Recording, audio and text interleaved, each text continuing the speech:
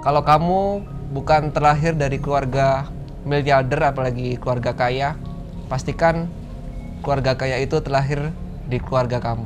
Saling melengkapi, ketika kita lemah, istri kita kuat, ketika istri saya lemah, saya kuat. Dan temukan alasan kamu untuk bertahan di masa-masa yang paling sulit.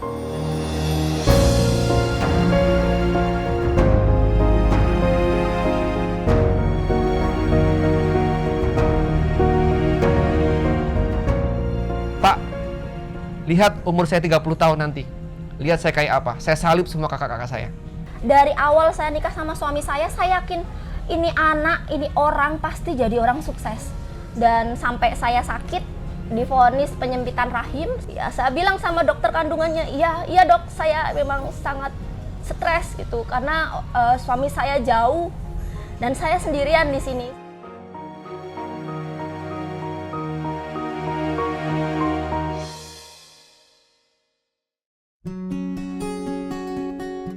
Assalamualaikum warahmatullahi wabarakatuh. Perkenalkan, nama saya Muhammad Nur Rohman dan istri saya Reski Desa Ismayawati. Saya lulusan Sekolah Tinggi Perikanan Jakarta dan istri saya Lulusan dari Institut Pemerintahan Dalam Negeri, kemudian saya melanjutkan sekolah di Universitas Indonesia, jurusan Kesejahteraan Sosial.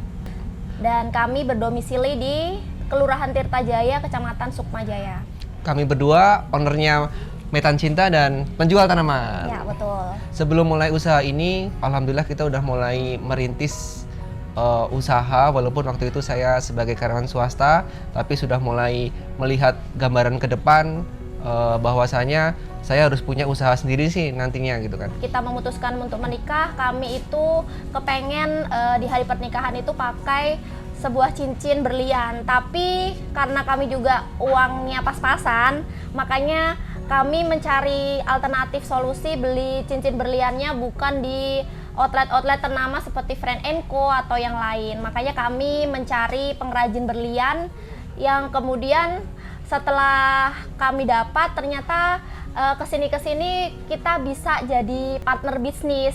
Makanya kami menggeluti bidang fashion design cincin gitu ya. Iya, karena di situ juga ketika kita bisa menghemat pembuatan cincin itu karena harganya bisa hemat 40%, Iya, 30% ya. Bahkan bisa 50% dari harga di outlet dengan kualitas yang sama gitu. Dan akhirnya kita baca peluang bisnis itu, akhirnya kita mencoba untuk belajar gimana sih kita bisa jualan cincin. Karena waktu itu satu angkatan kami itu kebanyakan masa-masa menikah, jadinya untuk orderan cincinnya lumayan. Saat itu suami memutuskan untuk resign ya.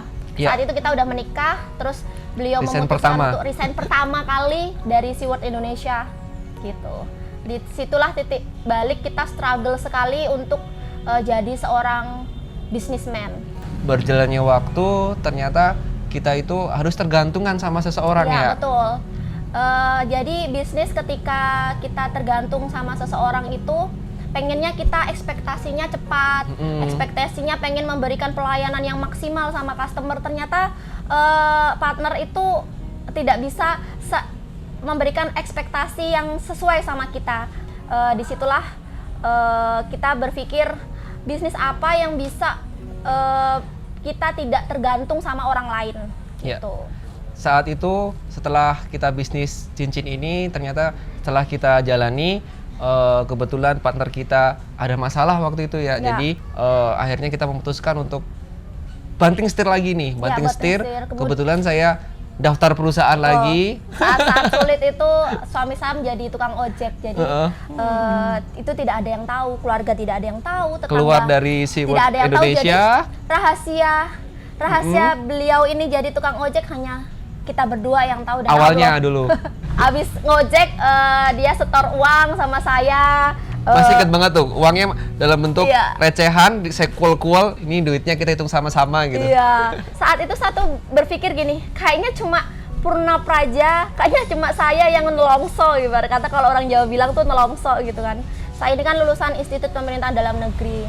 Teman-teman saya itu sudah bisa dipastikan suaminya tuh kalau nggak TNI, sama-sama IPDN, Polri, nggak jauh-jauh dari itu ya kan. Karena ekspektasi orang tua saya, pertama keluarga saya semuanya PNS. Orang tua saya dua-duanya PNS, aparatur negara ya, dan kakak saya PNS, kakak saya yang kedua PNS, saya sendiri yang enggak. Nah, di situ saya dituntut oleh kedua orang tua saya dan juga oleh kakak-kakak saya, kamu harus jadi PNS juga. Dan akhirnya saya daftar PNS gagal berapa kali tuh waktu itu? Gagal 3 kali ya. Ternyata Nggak semudah yang kita bayangkan jadi PNS ya. Ternyata tidak semudah yang kita bayangkan ya. Kerjaannya kalau misalkan pas lagi luang waktu, saya apply, submit CV suami ke perusahaan-perusahaan di Job Street. Terus juga setiap hari tuh isinya email saya itu CV suami saya untuk bisa bekerja di satu perusahaan. Sampai Kalau misalkan ada balasan dari perusahaan tuh rasanya seneng banget. Tapi ternyata itu penolakan.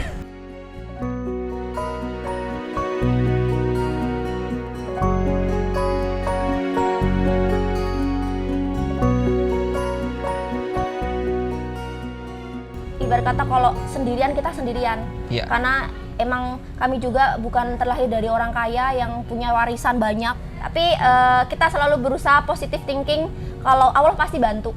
Kita selalu yakin Allah pasti bantu, dan entah kenapa sejak dari awal saya nikah sama suami saya yakin ini anak, ini orang pasti jadi orang sukses. Tapi saya nggak tahu suksesnya itu dari arah mana, saya nggak tahu. Cuman saya yakin aja. Selama 2 bulan jadi tukang ojek, datanglah satu lowongan pekerjaan secerca harapan ya. Iya, secara harapan. Ya. Alhamdulillah saya diterima di Makassar ya waktu itu ya. Ya. Saya harus pergi ke Makassar. Berat saat itu sebenarnya untuk memutuskan apakah kami harus LDR atau enggak. Iya. Karena memang ya kami di sini sendirian. Saya, anak saya dan suami, kita bertiga fight. Ya udah bismillah aja. Saya karena berangkat memang, ke Makassar. Memang kamu juga apply kemana-mana nggak diterima. Semua kebutuhan anak itu harus saya yang urus sendirian. Ibarat kata saya sama seorang bayi yang bayinya masih kecil. Yang ibarat kata bayi itu tuh butuh sekali sosok seorang ayah. Tapi saya harus bisa berperan sebagai ibu dan sebagai ayah. Saat itu saya kecapean dan sampai saya sakit, divonis penyempitan rahim sama dokter kandungan. Kalau misalkan kamu mau sembuh, kamu harus terapi gitu. Kamu susah punya anak kayak gitu. Kalau misalkan kamu mau punya anak lagi, kondisimu kayak gini susah. Itu saat kamu itu terlalu stres, bilang gitu. Ya, saya bilang sama dokter kandungannya, iya dok, saya memang sangat stres gitu karena suami saya jauh dan saya sendirian di sini. Saat itu suami saya pulang hanya 6 bulan sekali karena memang ya terbatas dananya kalau misalkan harus sering-sering pulang gitu. Makanya anak saya sakit-sakitan, anak saya yang pertama itu luar biasa. Itu kalau demam tuh susah turun, di posisinya tuh saya sendirian. Itu saya sangat takut banget. Saat itu juga walaupun saya kerja di Makassar, tapi UMR di Makassar sama di Jakarta itu beda jauh banget. Iya. Jadi ya alhamdulillah gaji hanya cukup untuk kita sehari-hari ya. Ya alhamdulillah Untuk beli cukup, susu ya. segala macam. Dan akhirnya di Makassar juga saya berpikir setelah saya dapat kabar seperti yang tadi istri saya ceritakan, setelah saya lihat kondisi keluarga saya tidak mau mengorbankan keluarga saya terlalu lama. Anak saya terlalu lama kehilangan sosok seorang ayah, padahal saya ada di situ. Akhirnya saya pribadi ya, waktu itu istri hanya bilang, kamu tetap di Makassar aja nggak masalah, karena dia tahu nyari kerjaan itu susah. Dan akhirnya saya memutuskan, udah rezeki itu Allah yang tentukan. Iya. Allah yang ngatur nantinya. Biarin saya resign, yang penting kamu sama anak-anak sehat. Terus kamu mau kerja apa? Nggak tahu nanti mau ngapain, mau ngojek lagi juga nggak masalah gitu kan. Akhirnya saya putuskan, akhirnya saya resign dan saya kembali ke Jakarta, dan itu pun kondisinya saya nganggur. Jadi entar ke depannya mau ngapain itu belum jelas gitu. Iya. Pulang kampung ketemu keluarga di rumah, saya nggak bilang kalau saya resign dari Makassar, karena anggapan keluarga di rumah itu saya di Makassar udah nyaman, udah enak. Tapi kan kita yang jalani ya. Di situ saya ketemu sama ayah saya waktu itu Lebaran ya. Iya. Pulang, ayah saya banding-bandingin sama kakak saya yang PNS, terus Tetangga juga. tetangga sama orang lain gitu kan. Saya hanya diam sama istri saya. Kalau bapak tahu kondisi saya sekarang mungkin lebih sedih lagi. Saya pernah ngojek, saya di Makassar, istri saya penyempitan rahim gitu kan. Tapi kita di situ nggak apa namanya, nggak menceritakan masalah itu. Karena saya tahu kalau saya cerita sama orang tua, itu malah jadi beban buat mereka. Orang tua menyampaikan, kamu itu anak paling kecil, kamu itu yang selalu orang tua pikirkan. Sampai-sampai orang tua mau berangkat umroh aja kepikiran sama saya. Duit umrohnya mending buat kamu aja, daripada bapak harus umroh tapi kamu masih belum bisa mandiri. Padahal kita masih bisa fight ya. Mungkin orang tua tuh pengennya saya jadi PNS. Cuma saya sebagai seorang kepala rumah tangga, ya. sebagai seorang anak juga harus menghargai orang tua. Kalau kita emosi sama orang tua kita dosa. Iya, dosa. Tapi saya hanya ngucap saat itu sama orang tua, Pak, lihat umur saya 30 tahun nanti. Lihat saya kayak apa. Saya salib semua kakak-kakak saya. Itu yang jadi motivasi terbesar saya. Saat itu saya nggak punya pekerjaan, saya baru resign dan orang tua nggak tahu. Padahal di situ saya juga nggak tahu harus ngapain, dan mungkin di situ saya adalah anak yang paling gagal. Tapi saya berani mengucap seperti itu atas izin Allah, dan alhamdulillah di situ orang tua saya, amin, saya doakan kamu nanti umur 30 tahun kayak apa. Makanya dari itu saya berpikir ternyata restu orang tua itu luar biasa. Doa orang tua tuh mustajab sekali. Walaupun dalam kondisi emosi, Kita nggak boleh ngucap nggak yang boleh jelek. ngucap bapak nih banding-bandingkan sama kakak ini nggak boleh seperti itu. Tapi kita harus tegas sebagai seorang anak, tapi tegas dalam hati membanggakan. Ya Allah, kalau kami diangkat derajatnya, kami jadi orang kaya, kami nggak akan pelit sama orang lain. Kami janji akan bantu orang lain. Iya. Itu yang kami ucapkan dan kami nazarkan. Makanya usaha kami saat ini sampai detik ini bisa seperti sekarang ini ya karena Izin Allah. izin Allah. Allah kabulkan apa yang kita minta, Allah kabulkan apa yang kita ucapkan, dan insya Allah Iya. kita bisa bermanfaat untuk orang lain, kita bisa jadi cahaya untuk orang lain.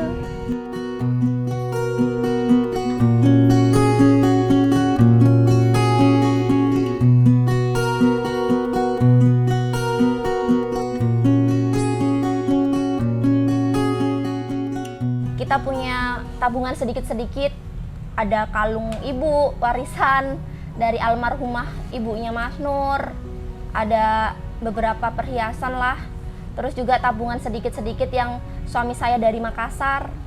Akhirnya kami berinisiasi untuk bikin rumah makan atau warung makan, karena memang suami saya itu kan jago banget masak. Suami saya bisa masak, saya bisa marketing, saya bisa bantu-bantu sedikit dagangan suami. Kita beranikan buka rumah makan. Kita jalan buka warung itu sekitar 6 bulan. 6 bulan jalan buka warung, tapi ternyata susah sekali ya dapat SDM jujur, susah sekali dapat partner yang bisa fight bareng kita. Iya. Susah sekali ya dapat orang yang bisa setia sama kita gitu. Akhirnya kita berkali-kali ganti SDM saat itu. Kita berkali-kali ganti SDM, dan saya bersyukurnya adalah bahwa Allah itu tunjukkan mana yang baik dan mana yang tidak baik. Ternyata untuk membuka sebuah restoran itu tidak semudah yang kita bayangkan, hanya masak jadi jual, masak jadi jual. Ternyata ada proses masak jadi sisa. Harusnya masak jadi jual habis. Itu harusnya. Konsepnya warung itu ternyata ada sisanya ini yang kita harus pikirkan bagaimana. Tekor, ya. Dan ini harus kita tempel sulam di sini. Di situ akhirnya kondisi warung itu terus menurun. Harapan kita saat bulan puasa, bayangannya adalah kalau misalkan puasa nanti pasti banyak banget orang yang beli bukber. lauk, bukber atau Ternyata beli lauk. kebalik. Ternyata terbalik. Orang lebih suka buka puasa di mall Iya. atau di restoran-restoran besar dibandingkan di warung-warung yang di pinggir jalan. Betul. Jadi buat teman-teman mungkin kalau mau buka puasa nanti lebih baik larisin warung-warung pinggir jalan, karena mereka justru sedang mengalami kesepian dibandingkan restoran-restoran besar yang ada di mall. Warung itu saat itu sepi sekali. Bahkan sehari mungkin bisa kejual 5 bungkus atau 6 bungkus aja, itu udah alhamdulillah banget. Kita bikin takjil itu sisanya masya Allah Ya banyak. karena waktu itu juga pas puasa itu sama sekali nggak boleh buka ya, nggak boleh makan di tempat, nggak boleh ngeladeni pembeli kayak gitu. Nilai kerugian semuanya tuh hampir 50 juta. Jadi kalau bagi saya itu 50 juta itu besar sekali. Yaitu Karena- tabungan perhiasan almarhum ibu saya, terus Dan tabungan suami saya kecil-kecil. kerja di Makassar itu kan, dan suntikan dana dari gaji Lebih saya kali 50 juta. lebih kali kayaknya, karena memang kita juga kan Kita harus, belum ada manajemen keuangannya Ya. waktu itu untuk warung. akhirnya daripada tekor saat itu kita putuskan untuk gulung tikar.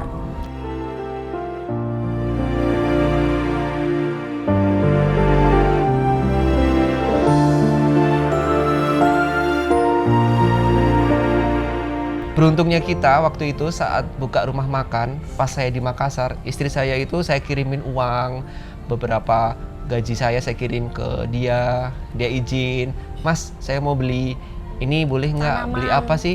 Tanaman, emang berapa harganya? Sekian, kok mahal gitu kan. Waktu itu saya bilang kayak gitu karena saya belum tahu tentang jenis-jenis tanaman yang yang bagus, spesial gitu kan. Saya saat itu memang betul-betul butuh stress release, walaupun saya nggak pakai semua uang yang dari suami itu untuk belanja tanaman, enggak, cuman sebagian saya belanjakan untuk beli tanaman, saya belanjakan untuk beli saat itu Monstera variegata ya Bi, Iya. harganya 450.000. Saya rawatin tanamannya, lama-lama dia besar, ada 10 daun ya. Monsteranya 10 daun, kita cacah waktu itu kita potong-potong, kita perbanyak, dapat berapa? 10. Dapat 10 pot, tapi yang berhasil cuma 2. Dan di situ, wih, ini kok cuma 2. Dan saya waktu itu nggak peduli, tapi istri saya di situ semangat karena dia sudah merasa beli. Saya bilang, kamu tanggung jawab lo udah beli mahal-mahal tuh, mau diapain tanaman itu. Akhirnya dia iseng-iseng upload ya waktu itu ya. Ya, iseng-iseng upload, terus bikin akun Instagram juga, itu kan. Waktu itu belum ada namanya akun penjual tanaman ya. Ya. Akhirnya kita cari-cari nama apa ya yang bagus gitu. Ternyata dari Nyetuk sekian dia. banyak orang Indonesia itu belum ada yang kepikiran bikin nama akun penjual tanaman. Padahal kita tuh sering banget lo ngucapin penjual tanaman, mau kemana penjual tanaman gitu. Jadinya saya bikinlah akun penjual tanaman. Iseng-iseng aja upload apa yang saya beli, saya posting di situ. Ternyata ada yang nyangkut satu itu orang Surabaya, dan dia minat untuk ngadopsi hasil tanian saya. Saat itu harganya 450.000. Ditanya, Mbak berapa harganya? 450.000. Ya udah mau ya, deal. Langsung saya kaget, kok deal, kok mau gitu. Di situ saya langsung jadi uang. Dan dia tuh nggak ada nego, nggak ada apa, dia langsung deal dan mau. Makanya di situ saya pikir ini tanaman bisa ngasilin duit gitu. Disitulah pertama kali saya jualan tanaman, itu jual Monstera variegata ke Surabaya. Saya inget banget itu. ya itu posisinya setelah kita hampir tutup warung waktu itu ya. Ya itu udah mulai Warung udah redup, tempat makan kita udah mulai pelan-pelan redup, nggak pernah udah buka sama pelan-pelan sekali. udah nggak buka, akhirnya kita tutup. Dan akhirnya saya packing tanaman. Hari pertama saya packing tanaman itu 1,5 jam lebih, 2 jam kayaknya. Itu seharian malah. Itu Untuk menyelamatkan uang 450.000 sampai Surabaya selamat, dan saya dibayar dapat 450.000. Berat kata 450.000 itu penghasilan yang luar biasa kalau dibandingkan dengan penghasilan satu hari waktu buka tempat makan ya. Kalau saya dari segi marketing ya, gimana caranya 450.000 itu pelanggan saya yang pertama itu puas dan ngerasa bahwa pelayanan kami itu maksimal, nggak mengecewakan. Karena saya pernah pengalaman beli tanaman sampai ke rumah itu hancur lebur tanamannya. Makanya saya pesan ke suami, Bi, tolong dibungkus dengan baik, jangan sampai hancur. Gimana caranya nyampe Surabaya itu aman. Gimana caranya 450.000 ini jadi Modal lebih awal. dari Iya. modal awal. Dan akhirnya istri saya juga mencoba untuk membantu saya. Dia lagi-lagi mencoba untuk menawarkan ke teman-teman kantornya terlebih dahulu. Iya. dari pintu ke pintu, ada yang mau nggak kokedama, bagus loh, murah kok, cuma 100.000 gitu. Jadi satu mengawali jualan tanaman ini memang dari harga yang murah, tapi ternyata menurut saya orang itu bakal beli, ternyata enggak. Dan hanya segelintir orang aja yang beli karena merasa kasihan sama saya, udah bawa-bawa kokedama ke kantor, susah gitu kan.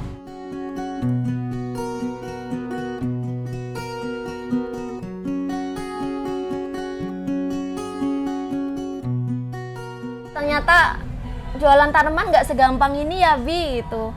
Kalau misalkan kita tawarkan offline tuh kayaknya malah berat gitu. Akhirnya kita cobalah upload rutin ke media sosial. Saat itu Instagram yang kita sudah buat sebelumnya. Alhamdulillah malah dari situ respon orang malah Lebih besar. dan berdatangan. Justru kita disupport sama orang-orang asing di luar circle pertemanan. Ternyata kalau bisnis itu ya berbeda banget dengan ketika kita menawarkan ke teman sendiri sama ke orang yang nggak kita kenal. Dimana ketika kita menawarkan ke teman kita sendiri, ada dua option. Dia beli karena kasihan atau dia beli karena butuh. Rata-rata mereka beli karena kasihan. Tapi di situ saya selalu memberikan motivasi sama diri saya sendiri juga, sama istri saya juga. Jangan pernah menyerah, apalagi kalau dikucilkan sama teman sendiri. Karena bagi saya pribadi dan istri saya, kalau ada teman sendiri mungkin yang mengucilkan, kita akan buktikan bahwa suatu saat kamu akan nonton. Itu yang jadi motivasi terbesar kita. Dan akhirnya setelah istri saya mengupload foto-foto tanaman itu di Instagram, dan saya mencoba untuk mencari petani-petani, kita kenalan sama petani-petani ya, Masya Allah. Kita belanja dengan uang hasil 450.000 itu, kita belanja lagi ke tanaman. Kita nggak pernah modal tanaman itu. Dari 450.000 itu dari gaji saya dulu di saya sisihkan Makassar, disisihkan kebutuhan rumah, setengahnya lagi untuk berputar lagi kita belanjakan tanaman. Kita kenalan sama petani A, B, C, D sampai yang paling tersohor di Indonesia. Kita udah kenal. Ya. Dan itu tanpa dikenalkan sama orang lain. Pure kita kenal sendiri. Dan ternyata Allah itu menuntun jalan saya untuk bertemu sama petani-petani yang tepat. Dimana saya kenal sama petani yang besar di Indonesia ini, yang tersohor. Pas sebelum momen tanaman ini meledak ya. Jadi saya udah kenal dan saya bisa dapat barang dari beliau dan bisa masuk ke greenhouse-nya yang orang lain nggak bisa masuk. Saat itu juga Monstera variegata belum terlalu mahal ya, Bi. Iya, kita beli, kita borong. Kita beli. Kita jual lagi. Dapat uang kita beli lagi yang lain, jenis yang lain. Jadi kalau kita beli 4, yang 2 kita jual, yang 2 kita perbanyak, kita kembangin sendiri di situ. Terus setelah kita kembangin, baru nanti beberapa bulan berikutnya kita jual lagi. Jadi di situ kita ngambil untungnya. Buat kita, suatu kegagalan itu bukanlah suatu kerugian. Dari awalan kita buka tempat makan, mungkin karena dulu saya sering bilang, ada sisa ya, seperti yang saya sebutkan tadi, ada sisa, itu saya bilang ini rugi, sisanya ini rugi. Ternyata selama itu saya tuh salah dengan ucapan itu doa. Dari situ saya belajar, dari tempat makan yang saya buka itu saya belajar bahwa saya tidak boleh ngomong kata-kata rugi. Itu kuncinya untuk sebuah usaha. Dimana setelah saya beli tanaman 4 ini, 1 mati, saya sama istri saya udah sepakat, jangan pernah bilang ini rugi. Jangan pernah ngucap ini rugi, jangan pernah. Jadi kita balik sekarang ucapannya, ini adalah ongkos kita sekolah. Dari situlah kita belajar mengetahui bagaimana sifat-sifat tanaman, kita harus perlakuan ke tanaman itu seperti apa, gimana cara ngerawat tanaman. Dan saya percaya banget apa yang kita ucapkan itu adalah doa. Benar. Karena doa yang sering dan berulang-ulang itu adalah satu harapan. Makanya jangan sampai kita mengucapkan sesuatu yang buruk. Mungkin semua ini juga campur tangan dari doa orang tua yang paling terbaik.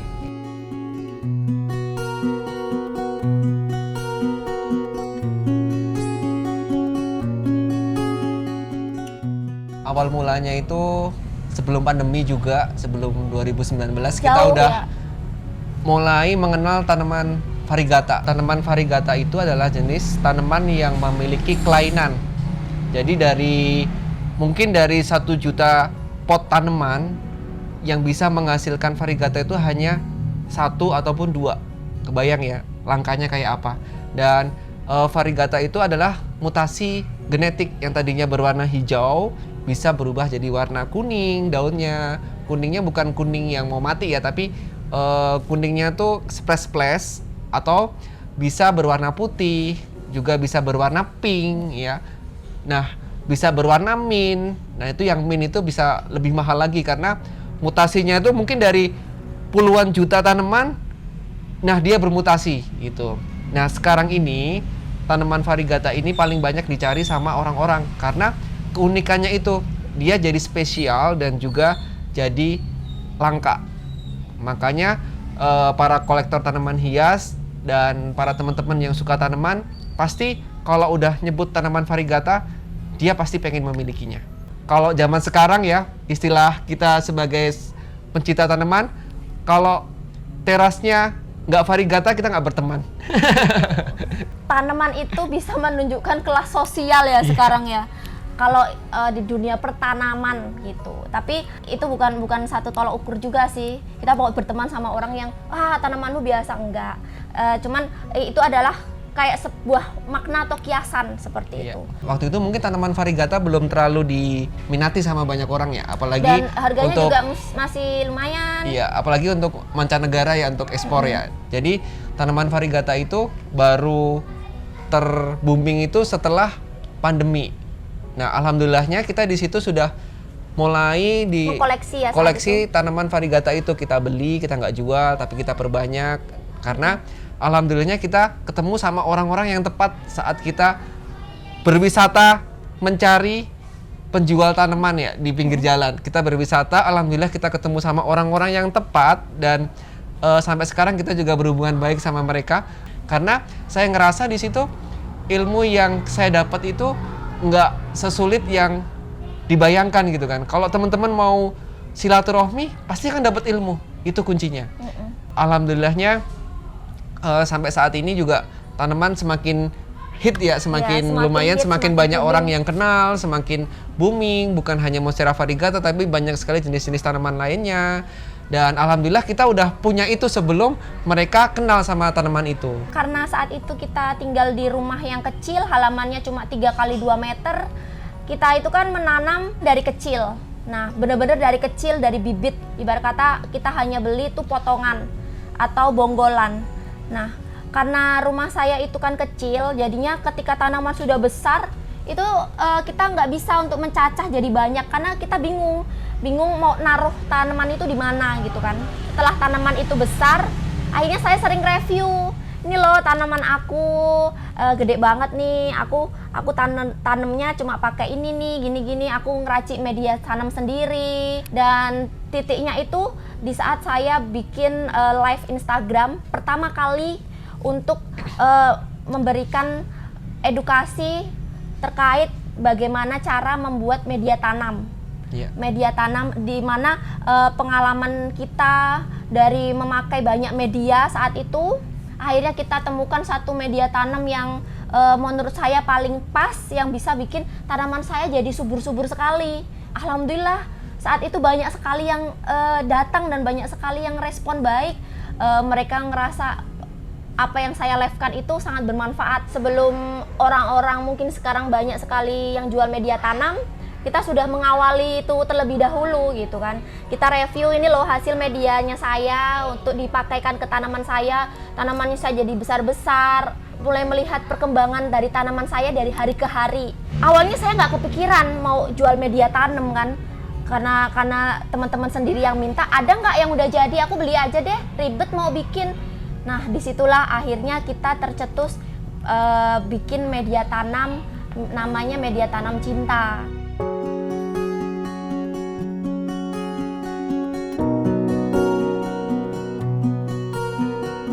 Beberapa tanaman koleksi yang kita koleksi sebelum pandemi, sebelum harganya udah wow buat mungkin buat kalangan tertentu ya. Dari dulu sampai sekarang yang paling hit yang nggak pernah pudar turun ya, itu adalah Monstera variegata. Kisaran harga itu dari harga 40.000 sampai 85 juta sedaun. Dan itu saya menjual tanaman itu ada sekaligus 4 daun gitu. Jadi bisa dikali sendiri ya harganya. Saat itu alhamdulillah sih, pas itu kita beli tidak terlalu mahal. Pas pandemi harga semua naik, disitulah hasil tanian kita jual dengan harga yang sangat tinggi. Dulu kita sempat beberapa kali nunggak pajak mobil, alhamdulillah kita bisa ganti mobil. Alhamdulillah. Nggak enak, Alhamdulillah Pajero Sport. Ya, alhamdulillah dulu kita hanya kerja berdua. Sekarang kita punya karyawan berapa ya? 7. Sama part-time. 7 ya yang tetap ya, sama part-time belum dihitung. Mereka bisa nyaman di sini dengan gaji yang lumayan juga ya. Kita bisa gaji dengan layak, alhamdulillah banget. Itu suatu pencapaian karena kita bisa menyerap tenaga kerja, bisa mengurangi pengangguran. Minimal ilmu saya di UI yang dulu saya ngambil jurusan kesejahteraan sosial bisa dipakai dan diterapkan di penjual tanaman.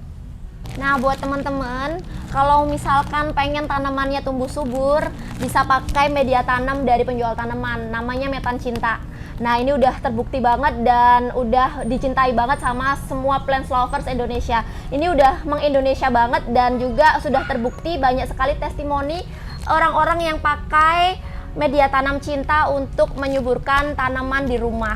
Jadilah satu frekuensi dulu suami istri ketika memulai usaha. Karena kalau tidak satu frekuensi itu berat kalau misalkan usaha dipikir sendiri. Iya. Jadi kita bisa bagi-bagi tugas, suami bisa jadi kreatornya dan istri bisa jadi marketing plannernya. Jadi kita saling support.